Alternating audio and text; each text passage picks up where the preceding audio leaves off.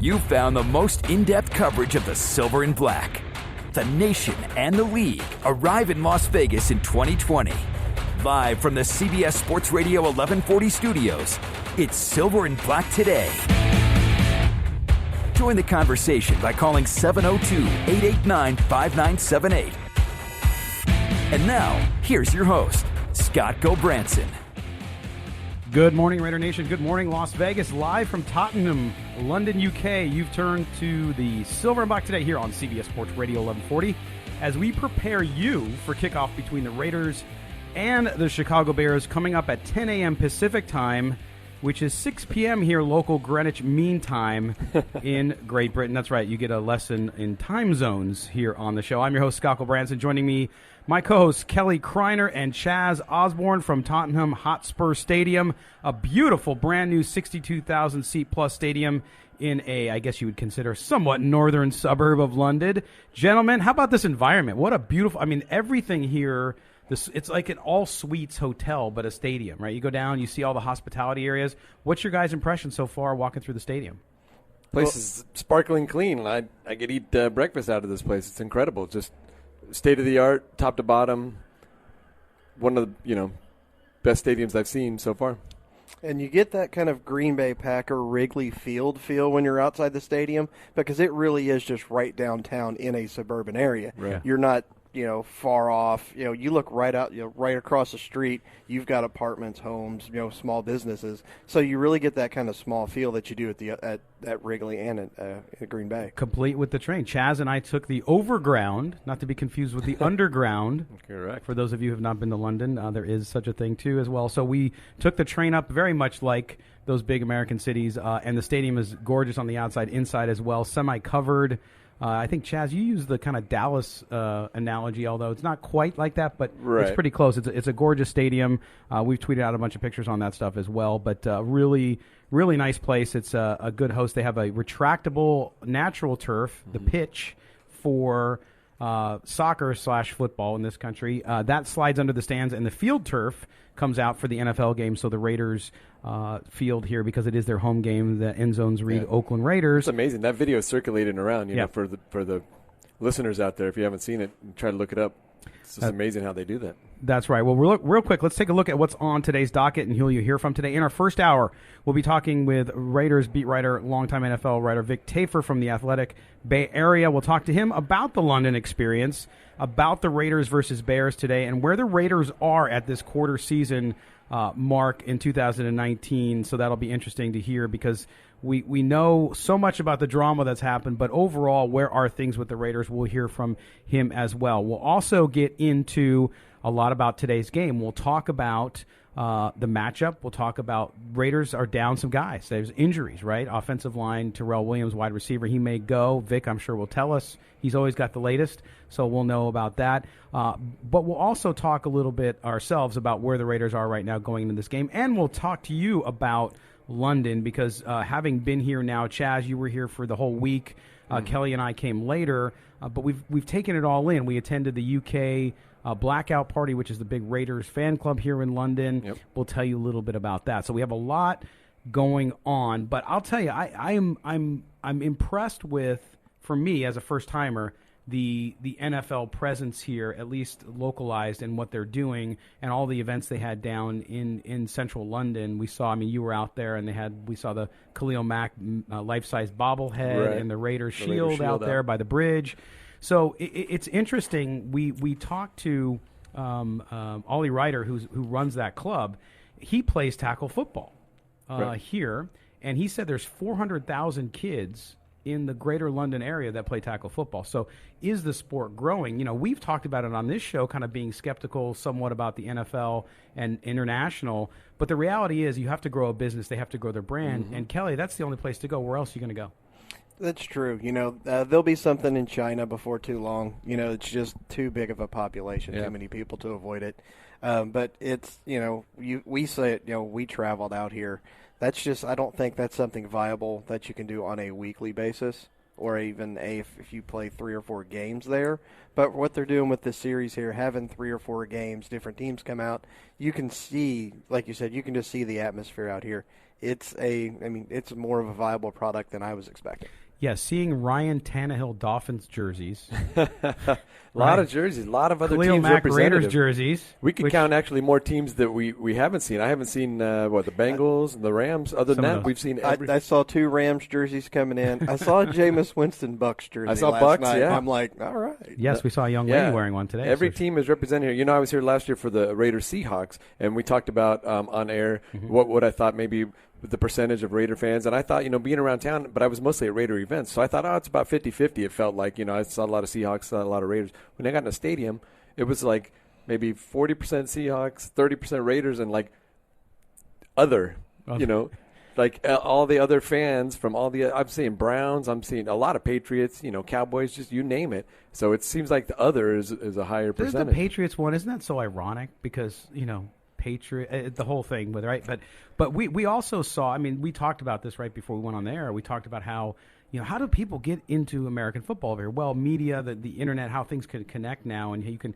VPN in the United States and watch NFL football from the UK, like we're going to do later today. But you can do that. It's much like Premier Soccer League in the United States. You see young people who've never been to the UK.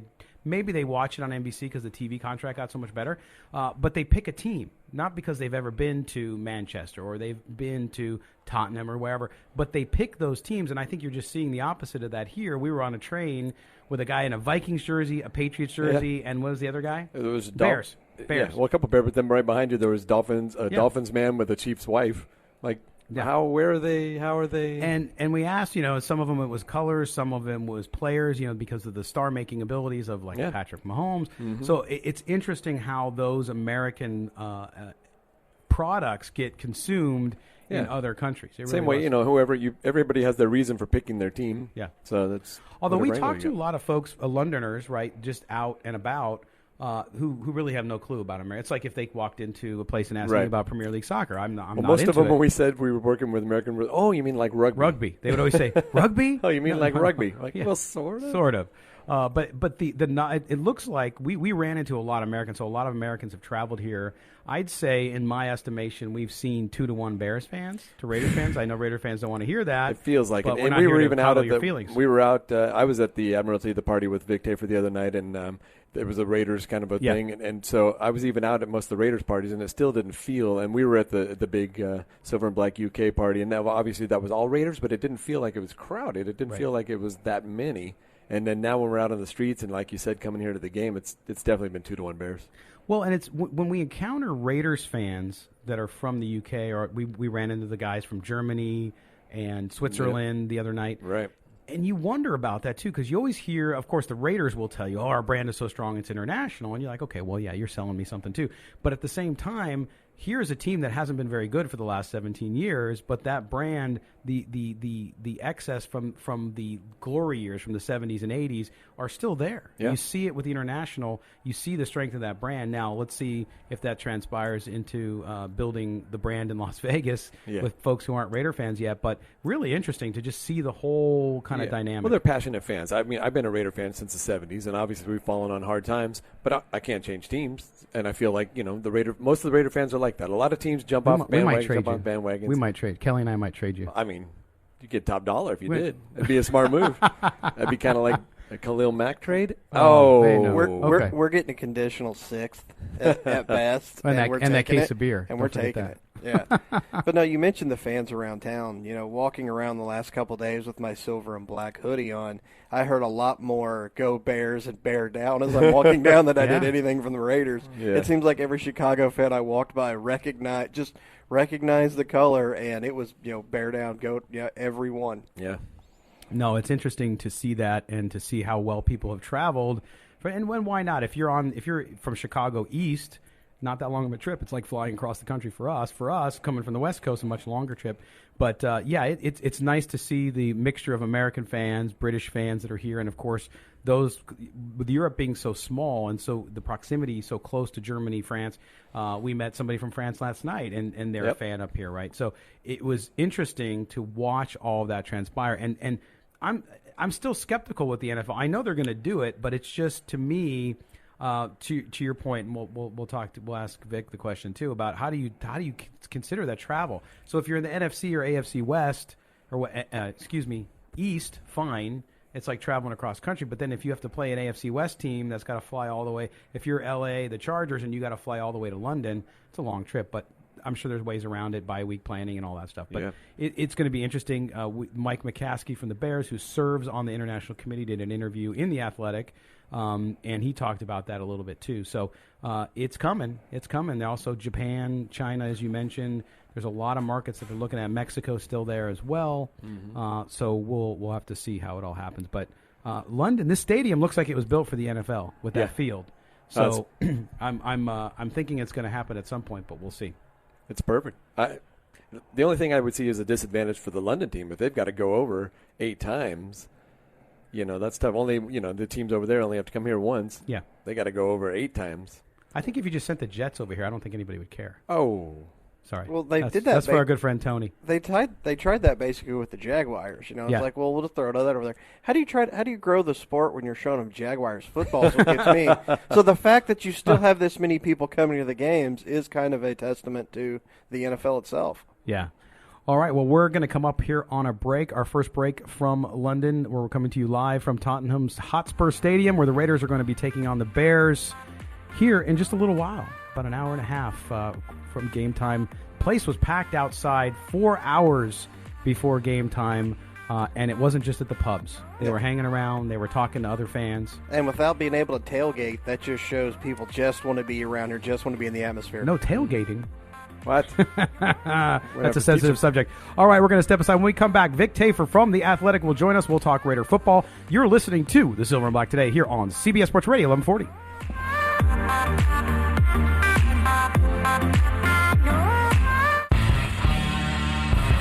This is Jim Plunkett, and you're listening to the Silver and Black today. Yes. All right, welcome back to the Silver and Black today, coming to you live from London, Tottenham Hotspur Stadium, where the Raiders are on the field, warming up, getting prepared to play a player they know pretty well, number 52, Khalil Mack, and the Chicago Bears. Joining us now, up here in the sky above the stadium, is Vic Tafur from The Athletic. Of course, he covers, veteran writer covering the Raiders. Vic, welcome. You were in London last year too, right? I was. It was my third trip. Your third trip. I was here for the Dennis Allen game, where he almost got thrown off the plane coming home. And I was here last year, and I was here again this year. So, yeah. Oh, so you're a vet. So I'm a veteran, yeah. I got the whole food and beer scene down pat. Listen, let me tell you, everybody back home knows Vic is an incredible writer. Over here, Vic's a rock star. I was out with him one night, and there's people lining up to take pictures with him. Oh, yeah. It's dangerous because you keep getting handed free beers. You can't say no because I don't want to insult anybody. Then you're 13 pints in and you're in trouble. So but your editor, Tim, back there, when he gets your expense report, he's happy because he doesn't have it on there. So, exactly. But that's great. No, but let's talk a little bit about international, and then we'll get into the Raiders. But I talked about the story that ran on The Athletic out of the Chicago office on George McCaskey, the international. He talked about the international plans.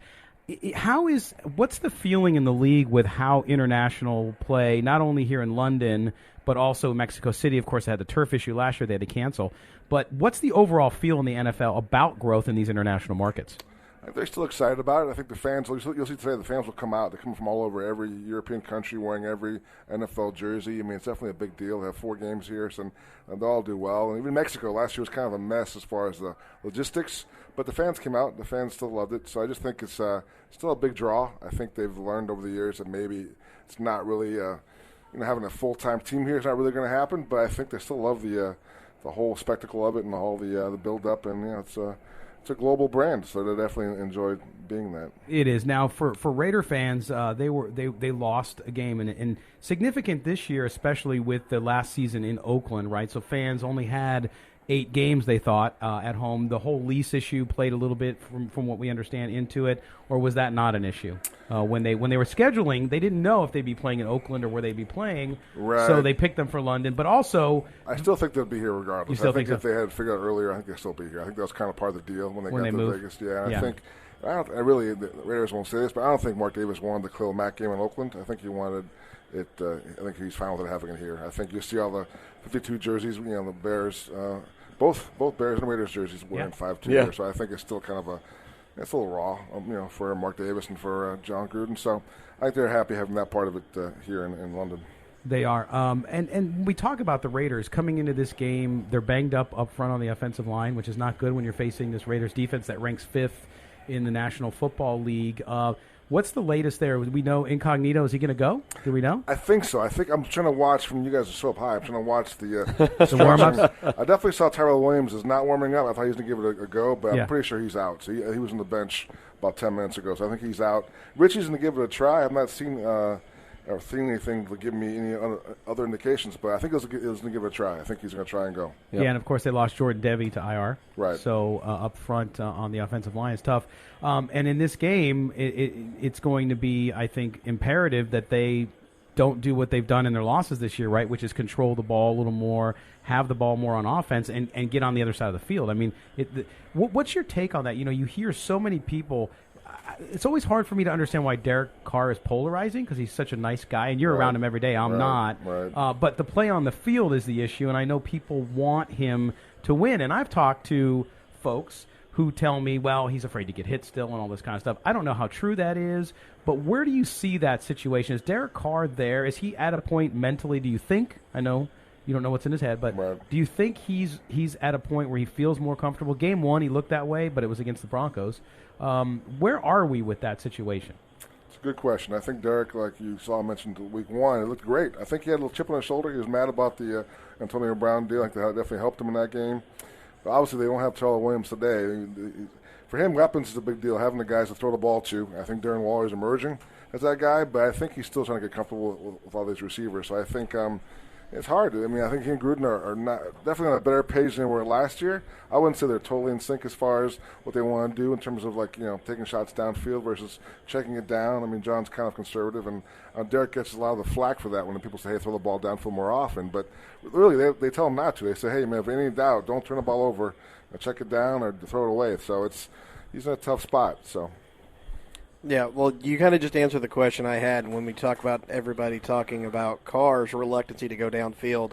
I was going to say, how much of that is the game plan? Because, like you said, Gruden does not want the turnover. He wants ball control. He would rather punt it than take the chance for the interception. So do you think that's going to play in the end of this? Because at the end of the year, they have to make that decision. Is Carr our guy, or are we moving on? How much of the numbers is going to factor in that versus what Gruden thinks he's done with what he's been asked to do? Yeah, I think it might be more like the wins and losses. I think if John can think they're definitely turn the corner and they're on the way up, I think that you might see Derek around next year. But I do think it's wide open. I think it's probably 50-50 right now, I'd say. I think everyone talks about John, how he wants his own guys. That's kind of his legacy, like he wants his own players. And so therefore, and having a rookie quarterback next year definitely gives him that. So he likes Derek personally a lot. I think he definitely respects his hard work and his talent. He definitely has a big-time arm and very smart guy, and we grew up watching film. So there's enough there where I think you can see it working out. There's also things there you're like, I'm not sure. I think there's still doubt probably in both guys' mind. They won't say it, but I think both guys are probably not really sure this is going to be a long-term fix. Right, and we're talking to Vic Tafur from The Athletic. He joins us here from London. Now, Vic, we look at this year. Okay, so the Raiders took 3 big chances, and Kelly goes really hard on this because he talks about how both John Gruden and Mike Mayock talked about character guys. Right. So they bring in Richie Incognito, they bring in Antonio Brown, and they bring in Vontaze Burfict. 2 of those guys are gone already. 0 for 2. 0 for 2. Yep. The third one has been quiet. Now he's been a little injured, but he's the last one that I thought would actually be maybe not as much of a risk, although it's early. I shouldn't curse anybody, but that's been tough for them. I mean, how is it? Is the organization in that kind of organizational mindset where they just keep going on like it's not happened, or what's the impact been, especially in the locker room? Yeah, it's tough. I mean, with AB, I mean, it was such I don't know how you describe him, such an irrational guy, and the things he did with social media, just kind of the way he imploded. I think you can kind of walk away and like, you know what, we did our best. We took a shot. It was a reduced price for a top 3 receiver in the league. Obviously, it didn't work out the way we wanted to. So I think that one, you can kind of take the bullet and say, whatever, we gave it a shot. And I think it's harder on the players because the playbook was so centered around him. John tried to deny it first. John at first, John's like, nah, he wasn't ever here. It doesn't matter. But now he's like, you know what? It has a factor because, we have guys moving around in spots they weren't going to be in. So he's kind of had it both ways. But so playbook-wise, that was a big blow. With Burfict, I think that one's a little tougher because the players love him. The players he definitely fits in well. Mm-hmm. He's not the same guy he is. He's definitely one of those guys who has a switch when he goes on the field and off the field. I think he's not the same personality. And I think the way he plays, obviously he's had a hard time changing it. I mean, it's the way you play got you here. He's made a lot of money playing that guy. He got NFL from where he started from, so it's hard for him to change. I don't think he wants to change. I think he can't say that, but I think that's the problem, I think, with his suspension.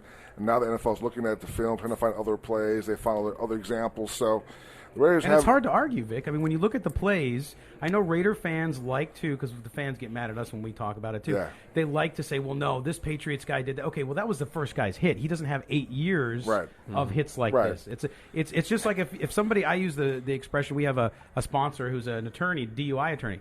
And I said, well, you get one DUI, it's bad, okay? But if you get 6 of them, the judge is going to be less lenient on you. And that's exactly what's happening with him. Yeah, the one yesterday, the latest one which we had on social media was a lot of fans like, oh, it's a clean hit, it wasn't helmet to helmet. But the problem is the play was going the other way. He had no intention of following the ball. Like he's like, forget the ball, I'm going to go kill that guy. And maybe he didn't do it the right way. The helmet, maybe it wasn't a vicious helmet-to-helmet hit. But still, his intentions are clear. He is not at all careful where the play is going. That's not good. That's not a good thing if you're the league looking at this guy's pattern. And I'm sure when he last got up in front of the appeal board, they made it from 5 to 3 games a couple of years ago. I have to imagine there were threats. Like, look, this can't keep happening. Again, I mean, at some point, we're going to pull the plug. And I don't think he's gotten the message. And the Raiders, they have him now. They love him. But still, I mean, it's hard to be, impartial if that's your guy. I mean, I get it. If you're a teammate or if you're John Gruden, like, that's our guy.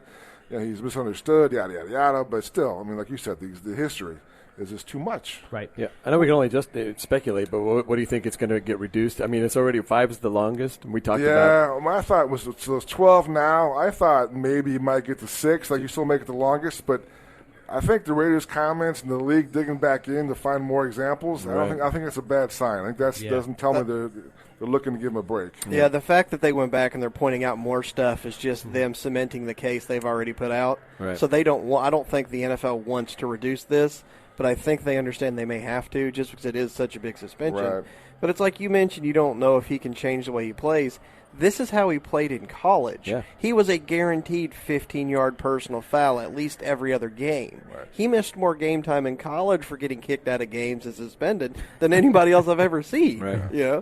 Maybe the plays he does make, he can't make if he's not this guy overall. I mean, that's just the way he's wired. He can't. Some guys just can't turn it off and on. I mean, once you turn it on, that's it. So, I'm not optimistic about him getting it reduced. I think. I don't think this is a good sign. The league is definitely finding. They probably want to set an example too. The league really wants to get rid of these kind of things. Yeah, and I think he's the one guy that if you do obviously the Raiders will have a problem with it, but the rest of the league is, he's a bad guy. Right. That's fine. If that's the guy you want to use as an example, we're cool with that. Mm-hmm. I mean, it's like with hockey goons. People know who the goons are, and they point them out, and they're universally disliked. Right. And you see that in social media when you see that. When he got suspended, that's what people talk about. Yeah. Again, we're talking with Vic Tafur. And Vic, before we let you go, because I know you got a job to do, you wrote a great story, and one of the greatest stories I think of the year for the Raiders, not only on the field but off the field for his personal triumph over addiction, has been Darren Waller. You wrote a piece about his great-grandfather, Fats Waller, famous jazz pianist, lives here in London, who's here with the game. What a great story. I had no idea. And, of course, Darren, we've heard his hip-hop and the music that he wants to do. Not quite jazz piano, but nonetheless, it runs in the family. Talk a little bit about that story and what it was like to see the dynamic with the two of them. It was pretty cool. I knew about the history that Fats Waller was his great-grandfather, but I had no idea he actually played here 80 years ago in London. So that was kind of cool. So I pulled Darren aside, I think it was Friday. We had a nice talk. He's a great guy. I mean, he's an open book, as we all saw in Hard Knocks. He's very open about his problems, and got suspended twice, and really almost hit bottom, almost suicidal at some point. Yeah. So I think he's very grateful of where he is. And the Raiders, I don't think I can say he got lucky, but he's a phenomenal talent. I mean, he can't be like in preseason. Other teams, DBs can't cover him, linebackers can't cover him. He's got the combination of size and speed, and also work ethic. He works hard at watching film, so he's blessed to be here. At some point, we'll have to talk about his contract. He's going to be a free agent at some point, so that'll be the next issue that comes up. But he's really happy here. Raiders are thrilled to have him, and he's just a great role model. I mean, he's a guy who just will go to every community event. I mean, like the one on Tuesday, they had one at a military base. Mm-hmm. It was an hour bus ride. Right. And that's after you come here from Indianapolis, you fly across country.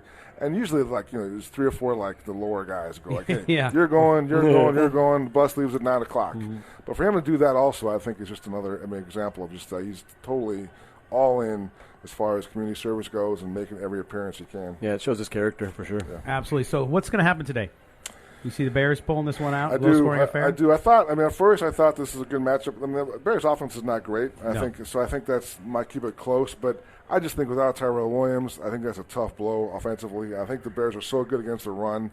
They're going to stack the box against Josh Jacobs. So I think the only real chance, I think I wrote this, was I think Darren Waller has to have if they can't cover Darren Waller, that's a big deal. Mm-hmm. I'm not sure why the Raiders haven't gone to Jacobs more out of the backfield in terms of throwing him the ball, but today's got to be that day. Today you have to keep the Bears off balance a little bit. Yep. You got to throw Josh Jacobs the ball, I think, at least 5 or 6 times to have any chance in this game today. All right, Vic Tafur from The Athletic. Vic, we enjoy your work. We appreciate you spending time with us. Yeah, thanks for having me. I appreciate it. All right, Vic Tafur from The Athletic. Make sure you read it. The one publication that I actually subscribe to is The Athletic. Wow. You got to be able to do it. All right, we're going to step aside. When we come back, we roll on here from London. You're listening to the Silver and Black today here on CBS Sports Radio 1140.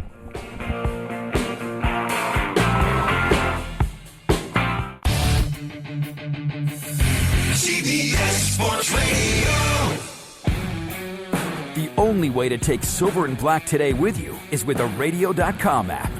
Download it today and search CBS Sports Radio 1140 in Las Vegas and listen to us anytime, anywhere. Welcome back live from London. This is the Silver and Black today here on CBS Sports Radio 1140. Special shout out to our good friend Peter Guzman over at the Latin Chamber of Commerce. He was sending us notes. He really wanted to be here with us, guys. He was seeing us around town, and he tweeted out last night, there's probably, with the Raiders in London, it probably is the greatest number of Hispanics in London in a long time. So I thought that was kind of funny. Representing, he saw some of the pictures. It was fun. It was a good time. But hello out there to Peter. And we are expecting another special guest. We're going to not tell you who that is because we're waiting to see if that person can get here. But it will be a good one, so stick around. Guys, Vic Tafur, we talked about a lot of different things with him and what he was doing. Yeah. Chaz forgot to put his microphone on, excuse me. Are we live? But Chaz forgot to put his microphone on, but remember, the candy man over here couldn't go to dinner with us because he was buying candy. We're just giving each other crap. But actually, you were doing much better than we were at that time. But guys, in talking to Vic, about the Raiders, about Derek Carr, it's always interesting when you have a guy like that who's around the team continually. Yep. We can talk about it. We're in Vegas. The team's not there yet. Next year, we can go to practice every day. We can't do it now. Yep. But to hear that he thinks it's 50-50 with Derek Carr was really interesting. It's not a good sign. And he is. He's there every day in and out. He's got his finger on the pulse of the team, and he talks to these guys a lot. He gets them on the side, so he's got a lot more insight, I think, than he's shared with us. Yeah. We talked about it's going to be a make-or-break year for Derek, right? I didn't think it was. At least with the Raiders. Make or break, let's be fair, right? Yeah, of course. Not for his career. Yeah. But I didn't think it was so much. I just thought he needs to see some progression and see some nice numbers. But the more, we've kind of seen the 2 good games, we've seen the 2 bad games. It is kind of starting to fester. Like maybe it is. There's an issue there. Well, Kelly, this game's big for him, is it not? Win or lose? If he can perform? I mean, yeah, if he can perform, especially against this defense, it's going to be good. I mean, when you look at the season so far, they're kind of where you expected them to be, 2-2 going into this game, and you factor in the losses of all the injuries, the AB thing. It's like, what exactly did you expect from Carr, and what is Gruden expecting for him to be like, okay, this is our guy, or we're moving on? You kind of have to have a moving target with stuff like that. Because with, like I said, the injuries, the incognito suspension for the couple first games, right. He's still kind of working his way in. It's like it's not like he's had the plan from day one working. So it's like, what's my moving target if I'm Gruden? What do I need to see out of this guy? Mm-hmm. Yeah, and that's the thing. Fans, as I said to Vic, it's always amazing to me how polarizing. There's fans in Raider Nation, because we hear from them whenever we say something that they don't agree with. We hear from when they agree with us, we hear it too.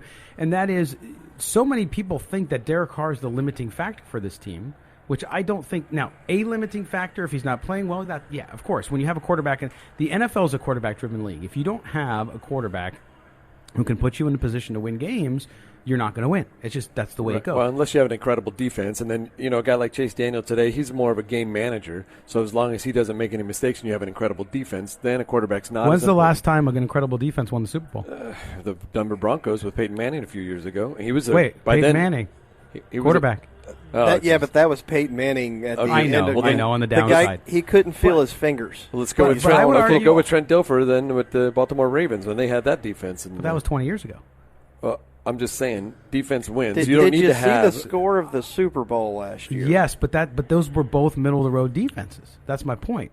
Is that you don't have to have a great defense. Now the Bears are a top 5 defense. Correct. That keeps them in games, but you still have to go score points. Now, if they can be efficient and score points, fine. And I think that's the issue with the Raiders. Now the Raiders don't have a good defense or a good offense the last few years. But if you do, I think you have to have a balance. The Patriots won last year, low-scoring game, 15th ranked defense in the NFL. Yeah, but if the 15th ranked defense with a great, interesting, 15th ranked defense with a great game plan is better than the 15th ranked defense. Oh yeah, no, it doesn't. I'm not poo-pooing defenses. They completely shut down the Rams, which everybody was comparing to the greatest show on turf last year. Right. But yes, but if you look at Super Bowl winners over the past few years, especially last decade. That Trent Dilfer is not there anymore. You don't have that efficient but not great quarterback, and I think it just becomes such a driven league. Well, you're going to. No, the Patriots have won too many Super Bowls for you to figure this out. Yeah, it's true. It's like, they've. How many of the Super Bowls have the Patriots won last year? Yeah, there's been a good quarterback win the Super Bowl for the last decade because one guy's got half of them. Right. Yeah, I'm sure Raider fans will love that. Once again, we're coming to you live from London. This is Silver and Black today on CBS Sports Radio. Tottenham Hotspur Stadium. The fans are filing into the stands now. They're expecting about 60,000. This stadium, guys, is about 3,000 less than the stadium in Las Vegas, Allegiant Stadium, will be. So it's built very differently, but from a size and a scope perspective, very similar to some of the feel we're going to see with the amenities, the amazing club levels, right. All this stuff. I mean, even this radio booth that we are in is phenomenal, having worked in radio booths back in college and everything where it was just, like a chicken janitor's coop. closet. Yeah, a janitor's closet with wood benches. This place is amazing, and I think that when you see, if you're here from Las Vegas, you're probably not listening to the show, obviously, but if you are watching the game on television today, look at the stadium. You will see a lot of, I think, the amenities that you'll see. And when you come to a stadium like this, I dare you to go to a place like Oakland and say that it was adequate. It wasn't. So to see this and understand where things are, and this is in the UK, this is not an quote-unquote NFL stadium, but it's pretty dang nice. Now, at a soccer stadium like this, you need great amenities and everything, though, because your sport ends in a tie so often, people are mad and leaving, disappointed. Yes, that's my issue with soccer. I did the stadium tour for the new Allegiant Stadium in Las Vegas to go get a PSL maybe, and they were showing how every seat just had an incredible sightline, and that's exactly what it looks like here. It looks, I think they have it down to a science now where the field is just right next to the seats. Every seat has just got a beautiful sight line, so there's really not a bad seat in the house. No, there's not. Except for these Bob Uecker seats you got us up in here today. Are you kidding me? We have our own luxury box. I know. It's nice and warm in here, too. Yeah. It's cold out there, I know. Yeah, we had rain all night. There was supposed to be rain all day as well, but for some reason, Kelly must have gotten up early and just started blowing off the coast, and the storm stayed away. No, because Kelly has the under. He was counting on some rain. So he is disappointed it's not raining, and I knew we were going to be inside. Yes, and the stadium is partially covered now. If it were to start raining, and there is, we're looking off in the distance. We're looking southeast of the stadium here in London, and the clouds are building and getting a little darker, but it's London. It's London. So that's like that's that every all the day. time. But we're going to step aside, take a break now. When we come back, we will talk. We're expecting another guest or two to stop by, so don't go anywhere. You're listening to the Silver and Black today. Cheerio from London. No. Hello. I got the...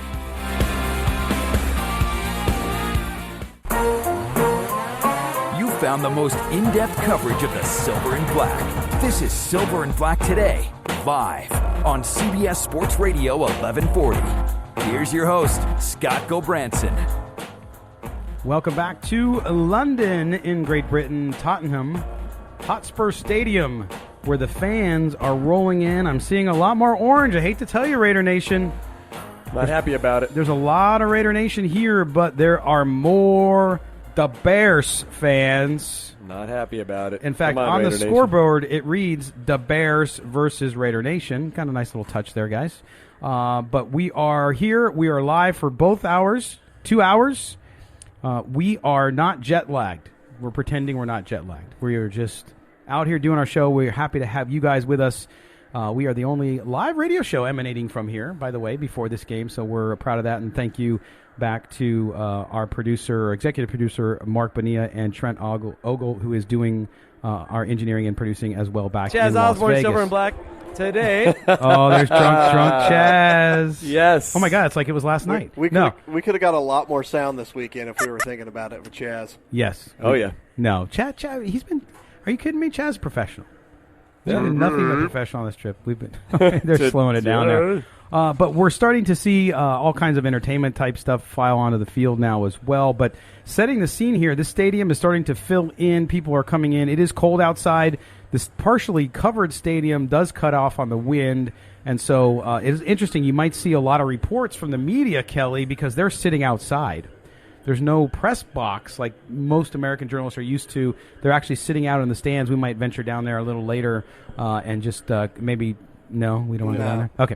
So, but we are here. We're talking about the Raiders. We're talking about the Bears. And, guys, Chaz brought up a good point before we went to the commercial last time talking about the Bears' offense. Of course, Mitchell Trubisky dislocated his shoulder.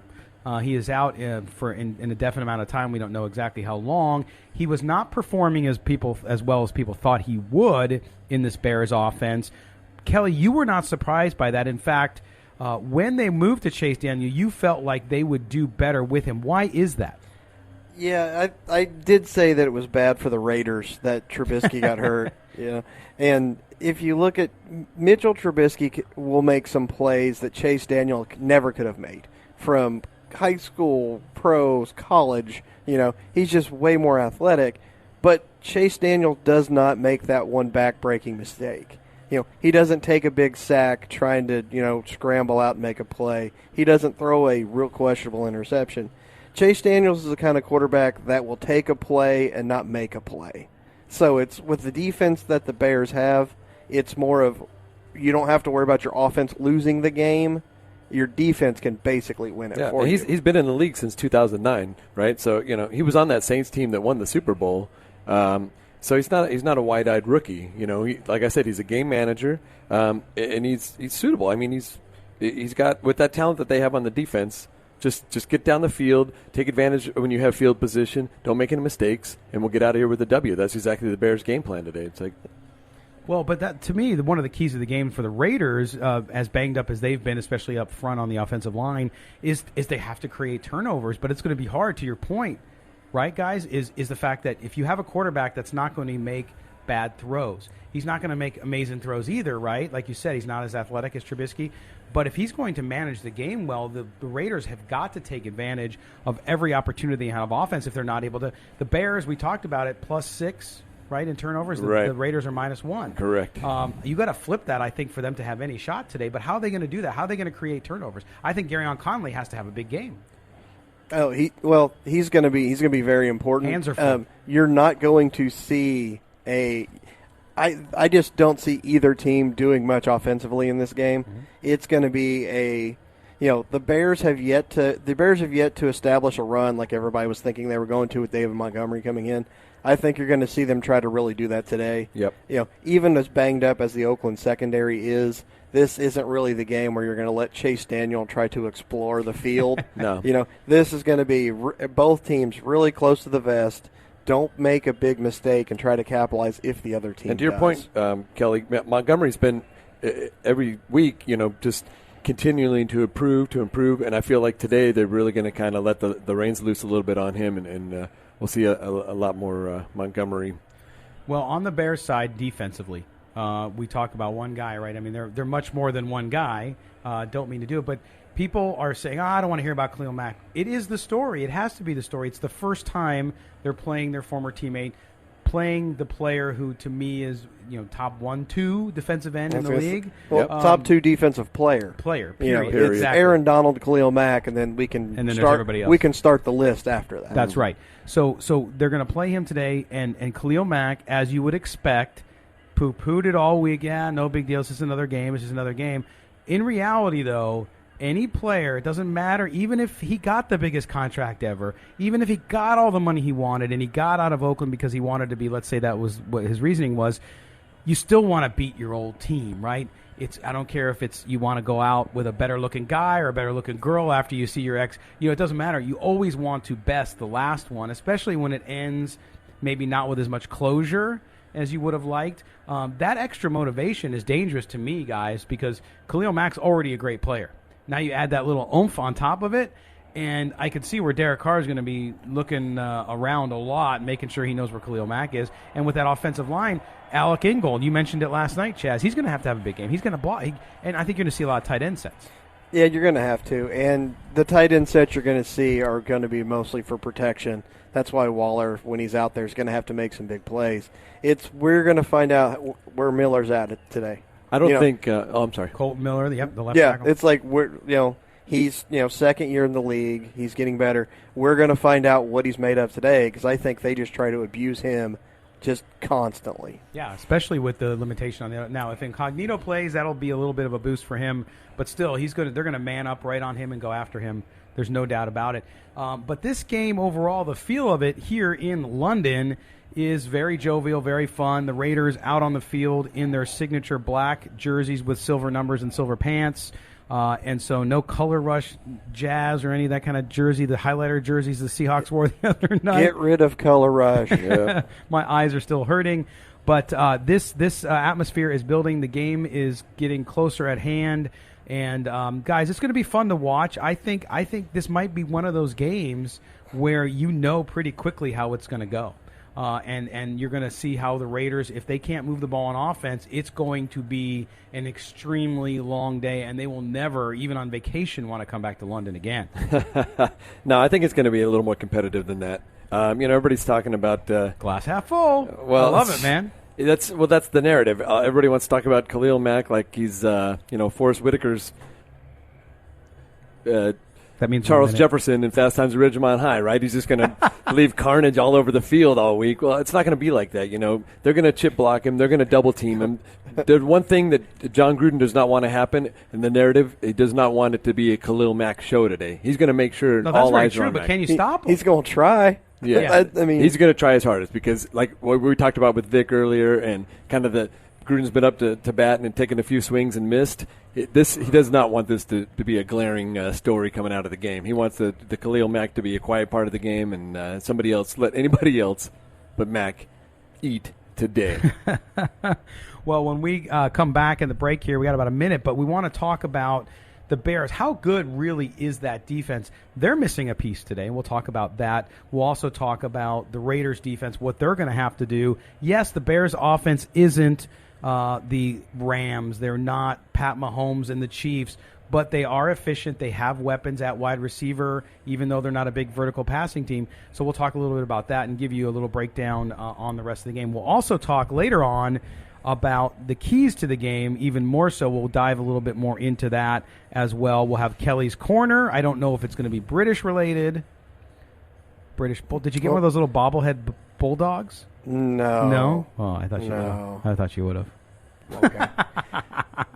Just kidding. All right, well, we're going to take a break. When we come back, we will continue our conversation as we look at pregame here at Tottenham Hotspur Stadium in London. That's right. The boys are on the road. We are away from Las Vegas. We are in London, England. Hopefully they will let us back in when we go through customs. Maybe for your sake, maybe they won't. But you're listening to Silver and Black today here on CBS Getting in was what I was Radio. worried about, not getting out.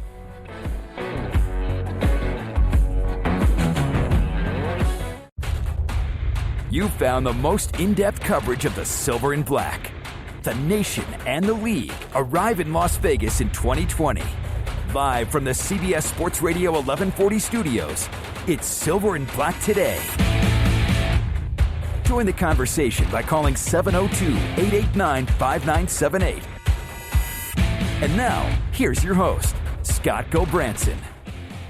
Welcome back to the Silver and Black Today here on CBS Sports Radio 1140 in Las Vegas. But we are today in Tottenham, outside London in the UK, for the Raiders and the Bears here on this Sunday as the NFL continues its international play and the Raiders play a quote-unquote home game against the Chicago Bears. And joining us, we're very excited to welcome up here to the Sky booth.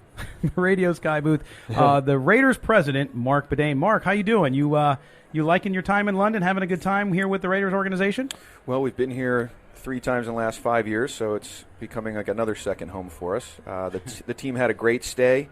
We were out at a place called The Grove, and I think they had a good experience down there. Everyone seemed very positive, and pretty excited for today's game. Yeah, and last year the team decided to come out a little later. Coach Gruden admitted earlier this week that he actually wanted to come out earlier and coming off the win from Indianapolis, being able to get out here and settle in, especially with a younger roster, right? This roster this year was younger, and get the players to settle in and do it. And you did a lot of, as you guys always do, a lot of community effort. You went out to the Royal Air Force Base and spent some time out there. Even in other countries, the Raiders Foundation in doing things in their community never stops. I appreciate you mentioning that. Obviously something very important to us, and we send a large contingent of our staff out, and they try and find some areas that maybe haven't been addressed or haven't gotten any attention. And surprisingly, there's been no team that's ever gone out to the base. So they had a really good time with the military out there, and then we had a group of folks from a company called, or an entity called TAPS that we do some business with, and that's to help support families of fallen soldiers, and they were out at practice yesterday and a really touching moment with some players. So good for the team, and obviously good to touch some fans and some people in the community that really need it. Now back to some Las Vegas news, Marc. Of course, this week we heard, and I know you can verify you did in the newspaper, we'll ask you to do it again, PSLs at the stadium almost gone, almost completely gone. Yeah, we'll probably sell out by about Thanksgiving. It might tail off a week or two after that, but at the pace we're going right now, we anticipate wrapping up the PSL program by Thanksgiving, and very exciting, and we're really impressed by the support that we're getting in the Valley from people in Las Vegas and all of Nevada, and then obviously fans in California and in other parts of the country that are excited about the team and excited about the stadium and have supported it.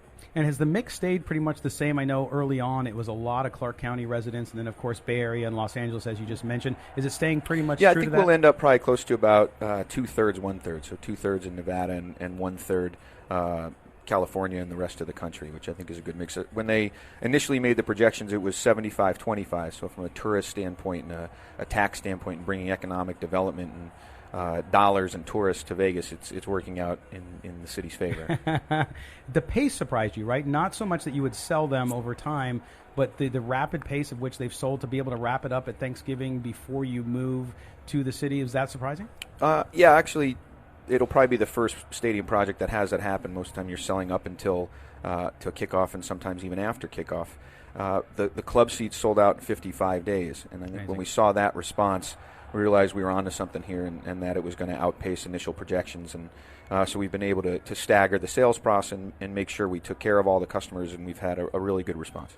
Well, one of the other pieces of news this week was the Raiders acquired some land around the stadium, around Allegiant Stadium, for parking. You told me early in this process, as I started to get to know you a little bit, that parking would take care of, that you guys would take care of it over time. It seemed to be another manufactured kind of crisis for some. But soon enough, you announced here a $28 million purchase of land around the stadium within a mile. And looking at other stadiums, Minneapolis, Chicago, the distances are similar or even closer, are they not?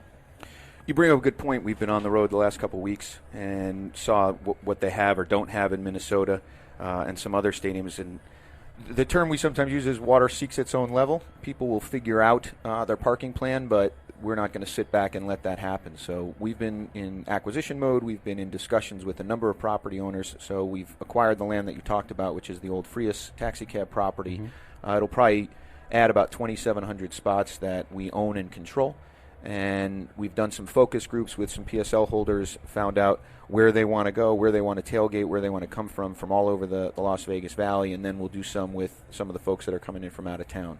So if we were to start a game today or play a game today in Vegas, between what we own and what we have leases that we're either working on or are finalized, we'd have close to 15,000 plus spots. And we still have some work to do. We're having discussions with folks in the west side of the stadium, some of that industrial land, about becoming part of what's called a co-op. So we would control the spots, but it'd be their land, and we would just run it for them so that the experience for anyone buying parking from the team or going to the games is consistent from lot to lot, and you don't have somebody charging more than somebody else or somebody providing a different level of service. And we want to make sure that the fans know it's coming from us, know that we can control it, and know that environment's being provided by the team. The other question I get asked a lot is, are we going to have tailgating? And I'm not sure where that narrative started, but we're obviously going to have tailgating. You'll have tailgating on the location. We have about another 2,700 spots on the 62 acres. And then we'll have what I said, about 2,700 spots over at Frias. And then there are other spots that we've talked about, and we really haven't had a lot of pushback from landowners about having tailgating on that. So the fear that that's not going to be a part of game day is really unfounded. You and I have talked about where some of this rhetoric comes from, and we'll just have to put up with it, and we'll just have to keep telling people that it's inaccurate. And as we get closer to the stadium opening, we'll have some more communication with fans and with season ticket holders, and so they'll know the plan. No, that's great news. Again, we're talking to Marc Badain, the president of the Oakland/Las Vegas Raiders. I don't know the NFL will let us call you Las Vegas yet officially. But, Marc, the other thing, too, people forget about, because the stadium project is so visible, so striking on the skyline of Las Vegas, is the headquarters and practice facility out in Henderson. And that project continues. That's where the organization will spend the day-to-day. And that project is moving along quite quickly. Oh, absolutely. That project started about a year after the stadium, and you can see it going up, and the indoor practice facility, which will be about 110 feet high and 150 yards of indoor field, looks like a giant airplane hangar out there. You're going to be able to see it from everywhere. And then the office building, the structure's up, and the structure of the football building's up. The fields are actually ready to go. We could lay grass down tomorrow. They're going to wait until, I believe, February or March, and then give it about 6 months for the fields to root. But that one went up quickly. The team on that has done a fantastic job. It's going to be by far the best facility in the league. We've been around to every single facility, and we've been able to get some great ideas from what other people have done, and then add what we wanted for our football folks in there. So we're pretty excited about that. It should be ready in June. Now, are you going to have any kind of fan-oriented things out there for if you have open practices and workouts? We certainly built it for it. Okay. When we looked at the indoor facility, we made it a little wider than we thought it was going to be so that we could add some rows of bleachers. So you've been to Napa training camp where you see the bleachers on the sidelines. We can fit about 800-900 people on that one sideline. So hopefully we can double that capacity and get about 1,500 people in there to watch practice. It connects right to the cafeteria, it connects right to the team meeting room, so you can hold some events out there, and everything's very contiguous. So it was designed with that in mind. And then for an outdoor facility, obviously we have the 3 outdoor fields. So if you're practicing on one, you can be on the other 2. If you're practicing on 2, you can have fans on the other one. So we have that ability, and I'm sure that'll be part of the plan. We've talked with Coach Gruden and Mike Mayock about it, and they're all for it. They like that environment that you see. And I can't say there'll be every practice will be open, obviously. That's part of the plan when we get there. Well, and as we sit here, Marc, in London, obviously the international series, the NFL's looking to the international markets for growth. The league, again, we saw ratings up this year, markedly showing the strength of football, not only in the United States but here in Europe and other places. How do you look at the international? We're getting a bunch of cheering here. Oh, is that Bears? Oh, the Bears, of course, they're coming on the field. But, Marc, with this opportunity, the NFL is a business like any other. It's different. It's an entertainment company, and you have to grow. Are the teams all pretty much in alignment on that international, how it is now, not necessarily relocating a team here, but being able the opportunity to have games here and in Asia and other parts? You certainly have to look at London as a success story. Yeah. When you look at the ticket sales and the interest in the television ratings, it's been a number of years in the making. We've been coming here now for pretty much 10-plus years with regular season games, and I think that was the important part, was to bring the regular season product here. And now you have 4 games, 2 here and 2 at Wembley, and they sell out immediately, and the response has been fantastic. So you're growing that brand, you're growing the ability to play the games, broadcast the games, and build a fan base over here. You can look around, you can see jerseys from every single team. That's something that's amazed me on our trips out here. Is you'll go down there and you'll see a Dolphins fan and a Bengals fan and a Raiders fan and a Bears fan. You'll see every team's represented here. So it's taking hold. It's going to take some more time, and it's going to take the investment. The NFL made a large investment in this beautiful stadium that we're sitting in today and has a 10-year agreement to play games here. There's a locker room just for NFL teams here.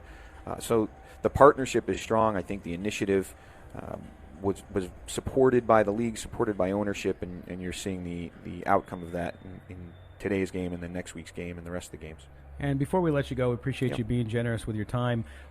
With the move to Las Vegas, when does the switch flip for you guys? As far as is it after your last game? Is it after the Super Bowl? I'm not sure that's really been kind of explained and how that'll all happen. Yeah, I don't think there's an official turn on the switch date. Obviously, right. We want to finish up this season and finish up this season strong. You know, we have a large presence already in the Las Vegas Valley, and not just with the construction projects, but with all of our staff that are already there and on the ground.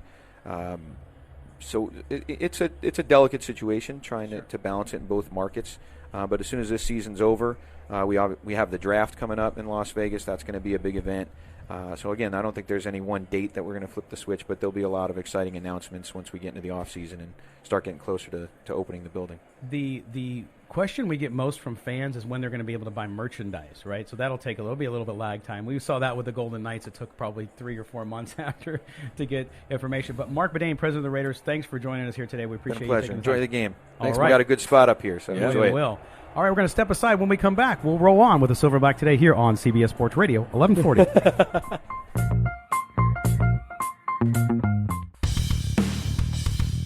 Hey, this is Tim Brown, Hall of Famer. You're listening to Silver and Black Today. Welcome back to Silver and Black Today here on CBS Sports Radio. Tim Brown brings us back in. They could use him today, fellas. Yeah, he's probably still got a little bit left in the tank, too. They're thin at wide receiver. Want again thank, if you missed in our right before the break, in our last segment, we had the Raiders president, Marc Badain, joined us here in Tottenham. I appreciate him spending the time with us and giving us some insight onto sales of tickets at the stadium, the headquarters, international play, the whole deal. So we appreciate Marc Badain spending the time here with us on the Silver and Black today.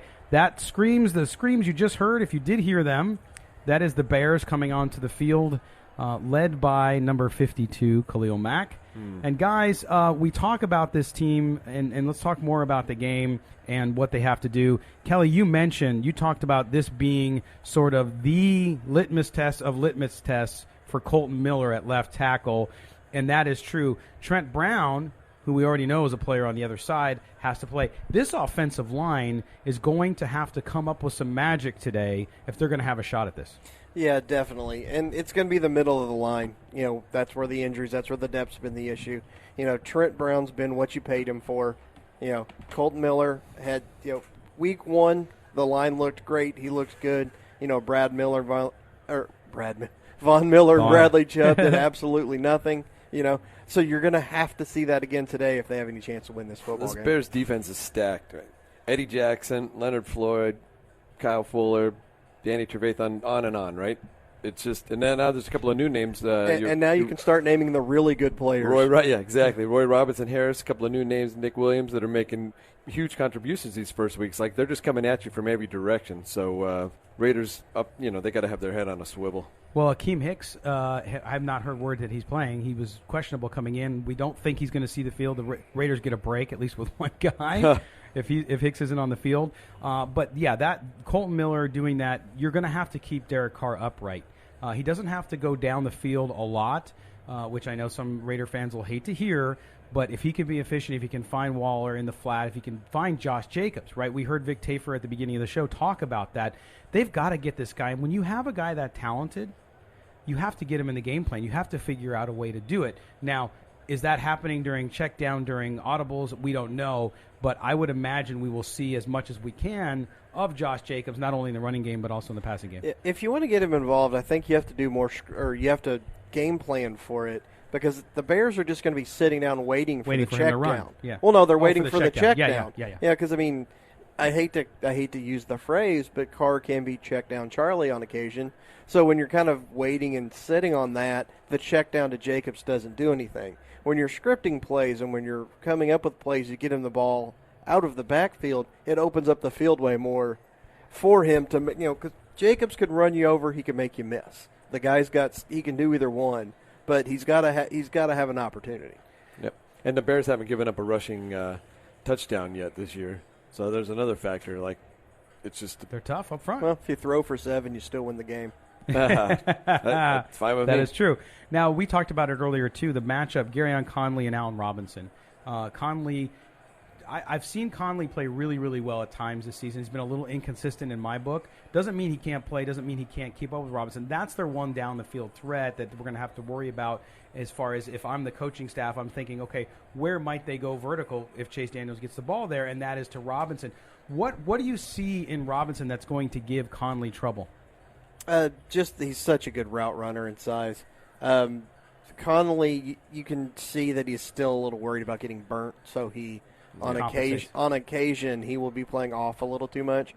You can just post up Robinson almost like a power forward, just kind of peg the ball to him if you want to. Low post? Yeah. High post? Well, both the games we've won this year, it's been a total team effort, and both the games that we've lost, it hasn't. So today's it's going to really take a total team effort. Well, we talked about turnovers, too. How's this team going to – I think turnovers – every NFL game, if you win the turnover margin, it's usually a good thing for you, and you usually win. And sometimes it doesn't happen that way. Most of the time it does. With this team, Chaz, if you're the Raiders on defense, who's got to step up on that defensive line? We've seen Clelin Ferrell's out. Yep. He's not going to play. Arden Key is always one step from the quarterback but never seems to get in there. That's not a criticism. That's just fact. And we've seen other folks on the line as well. Yep. P.J. Hall, we've seen Maurice Hurst. They've had good games, but they need to generate a push up front and put pressure on Daniels. Yes, he's not a rookie, like you said earlier, but he is not a starting NFL quarterback, so you need to pressure him as much as you can. Yeah, absolutely. Last week we saw Max Crosby run down a play from behind and punch the ball out. So, if a few Raiders can just kind of take a page from Khalil Mack's playbook and just, attack the ball. And I agree with you. I feel like the turnover battle is key today because, the Bears are going to get a couple. So we've definitely got to keep pace just in that factor and get a couple of those back. Again, we're here live in London at Tottenham Hotspur Stadium as the Raiders get prepared in on-the-field pregame warm-ups. They're getting ready to take on the Chicago Bears. We're talking about the matchup. Kelly, the Raiders are also thin at wide receiver. Terrell Williams, we heard, might play today. He might suit up. He was not in pregame warm-ups, which usually indicates he is not going to play. So you have Keelan Doss. You have Davis, of course, who had the big 65-yard run last week. That receiving core leaves a lot to be desired. I'll put it that way. What are they going to do against this Chicago defense? You're going to have to press a little bit down the field to open it up, especially if you want to get it to Darren Waller and that tight end core for the Raiders. But what do you see from this wide receiver core? Who's going to step up, you think? Well, that's the big question. I think it's going to have to be more of a Waller game than a wide receiver game. Nice. Because the Oakland Raiders just do not have a deep threat, that you can count on. We saw some great stuff from Keelan Doss in the preseason. The kid's got potential. He could be a player, but he's not a guy I don't think you can count on right now to carry you in a game. I hate to say this is going to be a dink and dunk kind of game, but I think with the offensive line the way it is, you're not going to have time to set up much deep stuff. Yeah, you're going to take a shot every now and then, but you're going to have to live in the middle of the field to the behind the line of scrimmage to win this football. I asked game. Coach Gruden at his press conference earlier in the week at practice, and he said Trevor Davis was taking the snaps at the number one wide receiver position. Yeah, so maybe we're going to see him. Hopefully he's it's his third game now, so maybe he's a little more comfortable in the system, and he can open the playbook for himself a little bit more. That'll be something to watch out for, I guess. Well, Kelly, your point about being a dink and dunk game, and in fact, I think with the exception of one game, most of these London games have been low-scoring affairs. They have not been high-scoring. If you look at the list, it's funny because the ones that have been high-scoring have been really hot, like one team. 37-32 back in 2008 against the Chargers and the Saints. 45-10, although that was just a blowout. The Chiefs, 34-31, Bills and Jaguars back in 2015. Yeah. Yeah, for the most part, you do have a tendency, but and one thing you'll notice with the Jaguars and teams that have been here several times that know how to manage the travel and the week of being here just a little better, they do perform a little better. But I'd like to go back and just look at that. What was the weather like for those games? Because there's been several that were just in a monsoon. Several were in a monsoon. Several were cold. Several were wet. And the field condition. Yeah, I was going to say that's as big of a factor on these games than it is the travel and everything else. Well, this field turf surface here, and we know that the Raiders owner Mark Davis does not like field turf. That's why they're not using it in Las Vegas, except for UNLV football. This turf, though, is in very good shape. It's brand new. In fact, this will be the first football game, American football game, played on this playing surface. So even if it does rain, I don't anticipate any issues on the field. So you're not going to have people slipping all over. Even if it's raining, the drainage system here, watching the video of how their natural field folds underneath the stands, they have an amazing drainage system here, much like most of the modern NFL stadiums have. So I don't anticipate any of that. It's going to be a really interesting matchup. I know Raider fans want to beat Khalil Mack, right? Just because it's the one that got away. And it never feels good to be beat by someone who you decided to trade for whatever the reasoning. But certainly this game will be fun. I think it's a fan-oriented game. Being here in the UK, all the fans here. There are a lot of Tom Brady jerseys, which is disconcerting. There's a lot of other team jerseys. It's amazing. It's about, 40%, 50% Bears, maybe 30% Raiders, and 20% other. It's you're seeing everything here. Redskins, Giants. I mean, it's a very robust crowd here. A Mike Ditka jersey. You could definitely see that there's going to be one of every team represented. Darren McFadden jersey is seen in the crowd. Yep. We're looking down at everybody here. There's Chargers. I said a lot of Rodgers too. A lot of Aaron Rodgers. A lot of Aaron Rodgers jerseys. Yeah, the stars of the NFL. All right. Well, we're going to step aside, pay some more bills because it isn't cheap to fly to London. And when we come back, we're going to talk to Kelly because it's time for the first international edition of Kelly's Corner. We have a special name for it. Well, no, we have a special name for it when we come back. You're listening to the Silver and Black today here on CBS Sports Radio 1140.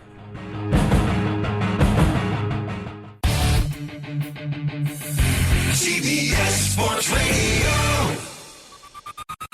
This is Silver and Black today, live on CBS Sports Radio 1140. Welcome back. Tottenham Hotspur Stadium in London, the United Kingdom, Great Britain, however you want to call it. The Raiders have just huddled at center field on top of the NFL logo. They are getting ready to run back to the locker room for pregame interviews, for pregame preparations as they prepare to take on the Chicago Bears, the new monsters of the Midway, as they've been called, led by Khalil Mack, of course.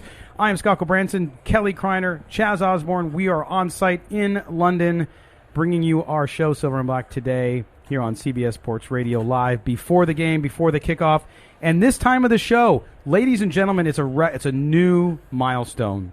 The first ever international version of Kelly's Corner. Usually he likes to give you his 2 cents, but here in the UK, oh God, really? It's 2 pence. I would like to formally apologize to anybody still listening to the show joke? After that. For my dad joke? Chaz was giving me crap that I wasn't doing enough dad jokes. Okay. Enough of more dad jokes. Yes. No? Enough of me. Ladies and gentlemen, here is Kelly's Corner. Well, bonjour, everybody from London. No. Now, that is an inside joke to maybe 2 people that I know listen to our podcast. Okay. So that also listen to a fantasy football podcast. They get the joke. That's why I'm doing it. All right. Hey, we're here in London watching some American football. It's a really cool atmosphere. Stadium's awesome. This is nice. Unless you're the Oakland Raiders who lost a home game. You ask me, I think that's rubbish. Rubbish. You're basically, I get the NFL trying to, they want to expand. They want to make it a worldwide property. But it's costing certain teams home games.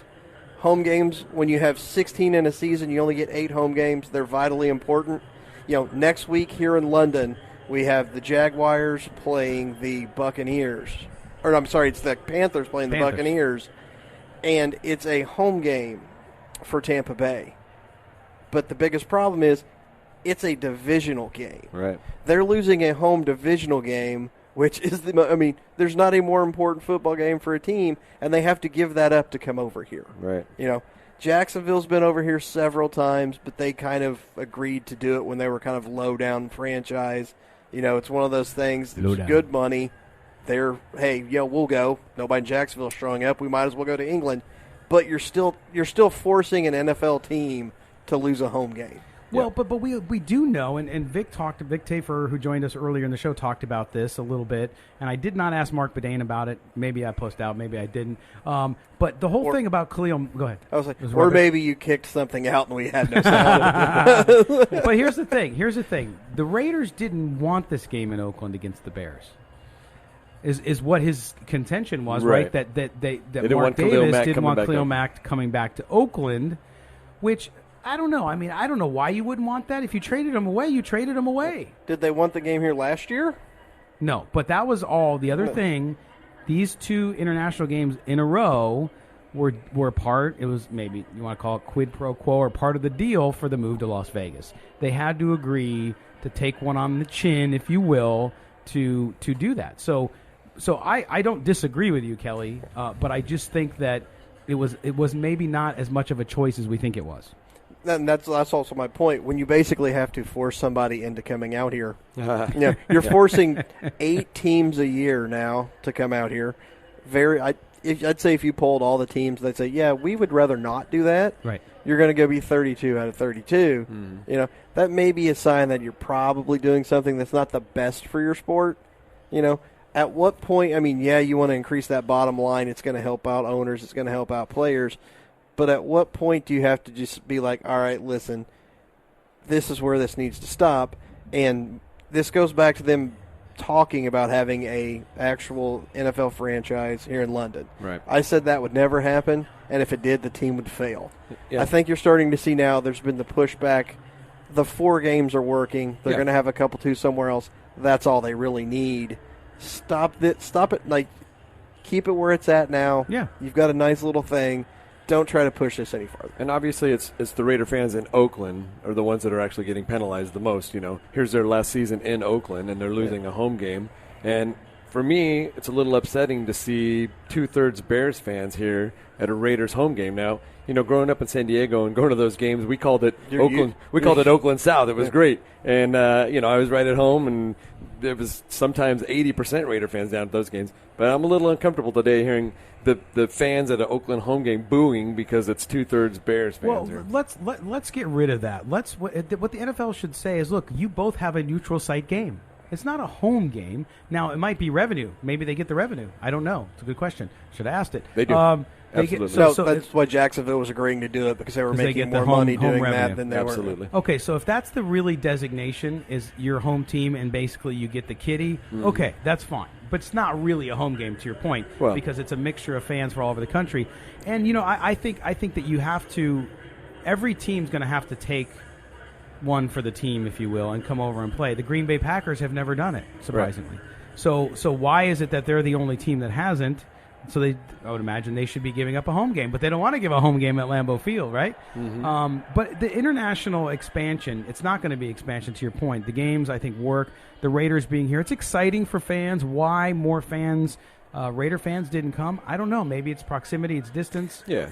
It's not cheap. It's a long flight, brother. A long flight. We just did it. Yeah. In a year where they're about to move, right? So you have to look at that too. If this team had been established and was staying in Oakland, fine. If it been in Las Vegas for 5 years or something, you'd probably have a bigger contingent because flights from Las Vegas to the UK are easy to find. But it's a great point. And yeah, I still think they're gonna. What I've heard and read this week, Germany, they might do a game in Germany. Frankfurt's a football hotbed. Actually, they have a professional league there. So we're going to see some of that. But yeah, this kind of series of games works much better than thinking about ever putting a team here. To your reasons about free agency, it just wouldn't work. Yeah.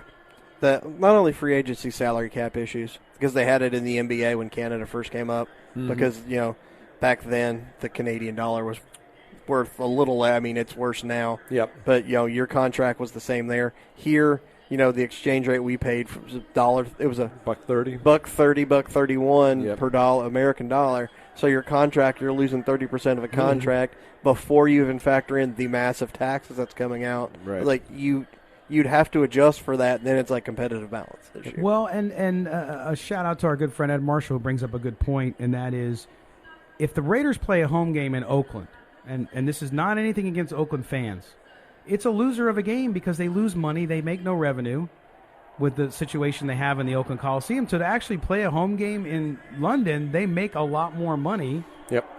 Because they have right now the cheapest tickets in the league, not a great facility, and it's just not a situation that was tenable for them, as obviously because they're moving.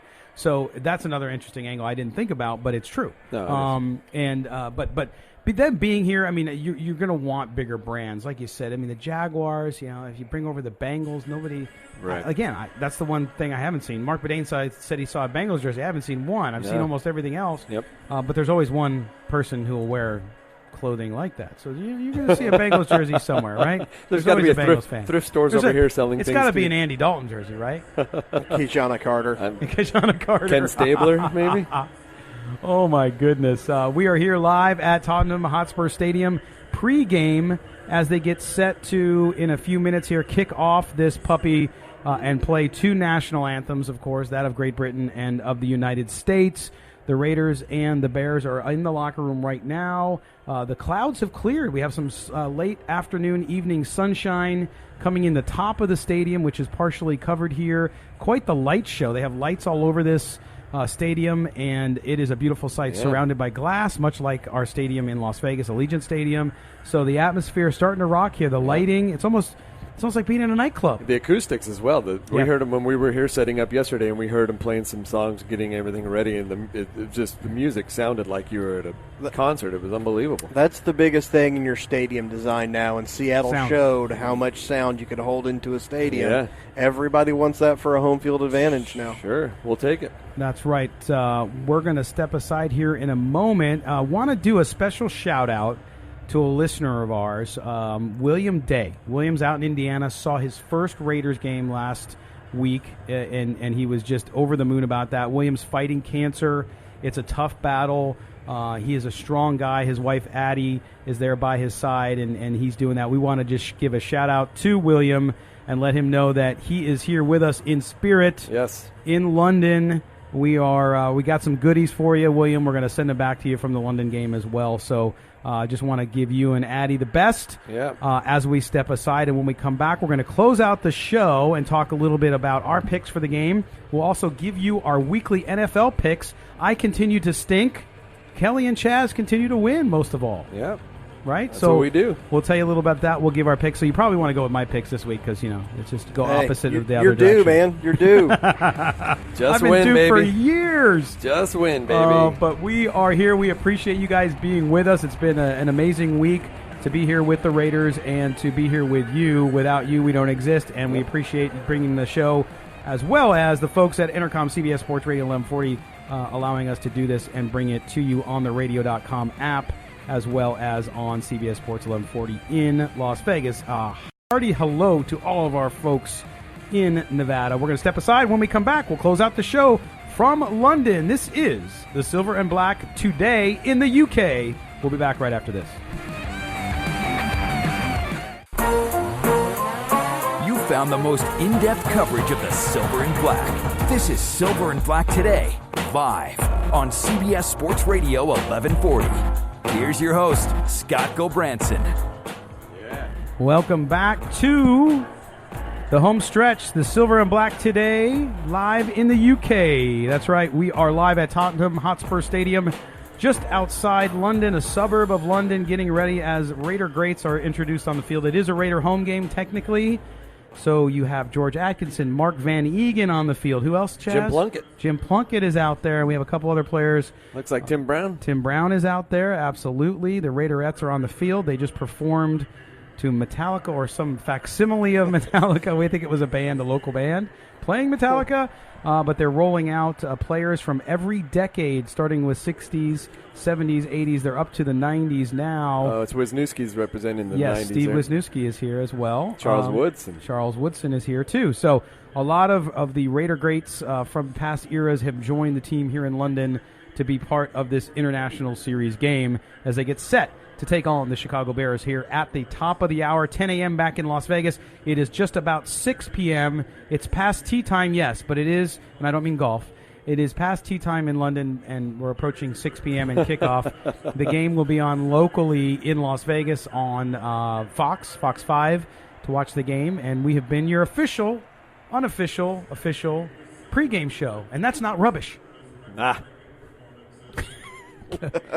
But we appreciate you guys. I mean, guys, we're going to go through our picks now, right? So let's start off with our NFL picks, and we will finish with our Raiders picks. We have about 5 minutes here left in the show before we have to say goodbye and get on a plane and fly back in the next couple days. But let's look at these games so far today. We're going to start. Kelly, give me your 2 picks, NFL picks, and people can get in their bets here before it gets a little too late. First pick, Tampa Bay +3 at New Orleans. I'm a huge Teddy Bridgewater fan. Uh-huh. I think the team, they're going to have a big letdown after that huge game last week against Dallas. And my second pick, as much as I want to lay the 14 with Philadelphia, considering Luke Falk got 0 of the first team snaps, even though they knew he was going to start, I'm not going to lay 14 in an NFL game.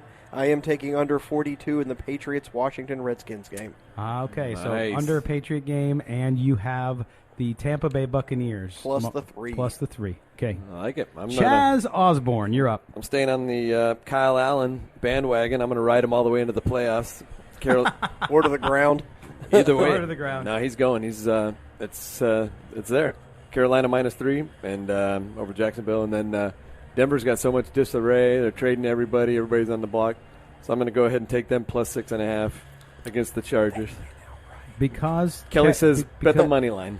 Because Kelly won't lay the 14 points in the Philly New York Jets game. I think the Jets are that bad. I'm going to take Philly -14, and I'm going to take the Tampa Bay New Orleans under 45. Interesting. I like Teddy Bridgewater. He's not Drew Brees. I don't think. I mean, he's a good, efficient quarterback. He's good, but I like the Tampa Bay under against New Orleans there. All right, now if we move to the Raiders picks, I'll start with our senior NFL columnist Mo Moten back in New York, in Brooklyn to be specific. He has the Bears 20, the Raiders 13. Oh, Mo. 20-13, which my score was 21-13 Bears over the Raiders. Oh, jeez. Kelly. Well, it's kind of... You're going to 21-13 was the one I was going to come up with as well. You could let's say 21-13's my... Yeah, because like I said earlier, I bet the under... You want to do 21-11? But you're taking the Raiders. No, I'm taking Chicago. Oh, Chicago. So you have 21-13 as well. Now, Chaz is going to say 50-0 Raiders. No, go ahead, Chaz. What do you got? You got an upset. 49-0 Raiders. I was going to say, yeah. It's not going to be an upset. It's a Raiders home game. We're a better team than the Bears. The Raiders are going to win 20-16. They're going to, pound the ball with Josh Jacobs. They're going to double team Mack. They're not going to let him get off today, and they're going to get out of London with a victory. Finally, we're 0-2 over here, and they're sick of it. They're pumped up. They're fired up. They got here early. And they've had a lot of good practices. And you're physically pumped up. You're standing up here in the radio booth. You're pacing back and forth. You're sweating. I'm angry. I can't believe there's so many Bears fans out here. And I was angry last year because there was too many dang Seahawks fans. Yes, wearing those bright highlighter jerseys. I know. I couldn't even watch the game. But there's so many Seahawks fans everywhere. What did you expect? Yeah, it's a regional team. No, not really. No, we're getting set closer to kickoff here. You heard our picks. Again, just to recap, Mo Moten has the Bears topping the Raiders 20-13 as the Bears come onto the field. I have 21-13 Bears. Kelly has 21-13 Bears. And Chaz has 20-16. That's right. In favor of your Oakland, soon-to-be Las Vegas Raiders. Right. Got it? We're set? We're good. Locked in? Locked We're ready in. to go. Guys, so this has been an incredible experience. Chaz, you were here the longest out of all of us. You covered practice. Yep. You were around the team. They seemed very relaxed. It wasn't, like last year where they rushed into the last minute like the actually Bears did this time. Yep. Did you feel that was really done on purpose and that it worked for them? Yeah, well, that's what Gruden said at his press conference, that he made a mistake last year and he wanted to get here a little early. But I could kind of tell from day 1 to day 2 of practice, the second day they looked a little more crisp. They looked a little more aggressive and comfortable. And I think it is a big factor, We know this just sitting here in the booth. We're all kind of droopy-eyed because of the time change and everything. Yeah, that's what it is. Well, that's what we're going to call it. They would if they closed these pubs a little earlier. Did you have too many pints of time change last night? Pints of time change. So I think that will be a factor in the game. The Bears getting here a little late. Obviously, their time difference is only a couple hours less, but it's still a factor. We talked to some Bears fans, and they said that they were still having problems sleeping and getting acclimated to the different time zones. So it's been a good week of practice. It's been a good week overall for the Raiders, and I think it's going to show on the field. Well, we might not be the only folks who cover the Raiders in Las Vegas because it's going to be the home team, but we're the only ones here live on the radio, and we have Las Vegas' only all-Raiders show. Yep. And this, guys, was amazing to experience this with both of you. Appreciate you being here and being a part of this. It really is going to be fun.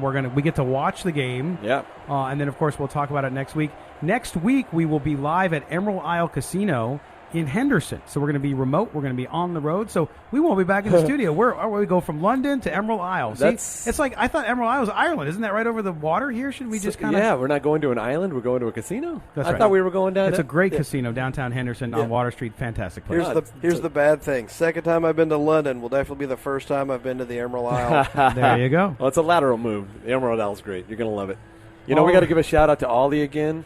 Yes. Silver and Black UK, and also the Rochester Raiders were there. We yes, forgot they to were. mention them. Yes, they were there, and we appreciate meeting up. It was so fun many hanging folks. out with those guys. Such a great time and such a great group of fan base here. The Raider Nation strong in London, coming here all from all parts of the country, and now a lot more Raiders jerseys in the stands as I look out now in the western end zone. So it's getting geared up, folks. People are ready for the game. And this broadcast coming all the way to the UK to do Silver and Black today, we could not do it, just the three of us. Back in the studio, Marc Badain, of course, our executive producer, Trent Ogle, our engineer and producer as well this morning, making sure we got on the air correctly. Both do an amazing job. Paul Ihender, our program director, Dan Kearney, the general manager, all of them made this possible. And we want to also, our head engineer, Tracy, thank him as well. Without all of those guys, we don't get on the air. Yep. So thanks, guys. We appreciate that. Absolutely. Kelly Kreiner, Chaz Osborne, I'm Scott Branson. Guys, time to fly home almost. Time to watch the Raiders win. That's right. We will talk to you next week here on the Silver and Black today on CBS Sports Radio. We thank you for being live with us here in London. We'll talk to you very soon. Take care, everybody.